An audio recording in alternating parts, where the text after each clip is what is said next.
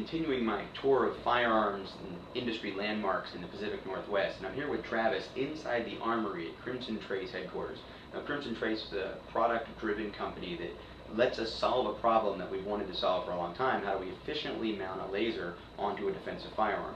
And what I'm holding here is a piece of history, one that I quite frankly didn't even remember existed until I was reminded of it earlier today here inside the armory. And what was the model number on this product? This is a GLS 630.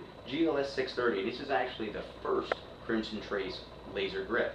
And it's an integrated laser that actually is attached to an area of the trigger guard that was machined out. The switch is embedded underneath the back of the trigger guard. You can see inside of here we've got the switch and the batteries, and there's wiring going through here. And this was something that the founder of the company, Lou, actually himself would take these like from gun shows and from customers and machine all these parts into it.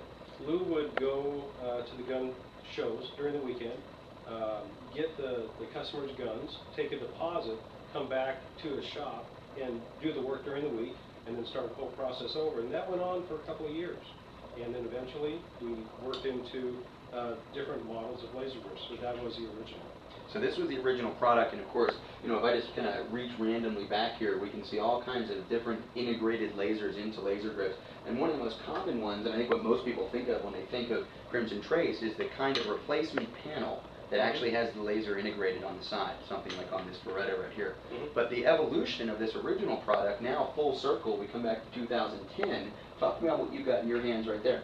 Well, this is, as you said, kind of the continuation of the evolution of lasers for us. The very first laser grip, then we had the removable panels for, say, 1911 or Beretta laser grip, but now we have what's called a laser guard. And basically, I tend to think what old is new again. If you look at that model, it's a lot like the new laser guard model. However, all the electronics, all the batteries, the switches, all fall into one piece of polymer plastic that attaches to the trigger guard. So whether you like the classic style, or maybe you're a lucky owner of one of these basically collectibles, whether you've evolved into the modern, whether you have the replaceable panels, or you even have the wraparound modern option for the Glocks, or if you're like me and your primary defensive gun is usually a revolver and you have the replaceable grips on something like a J-frame, Crimson Trace probably has something to serve your needs. Travis, I appreciate you letting me take a look at this piece of history and telling us a little bit about what we've evolved to. Thank you.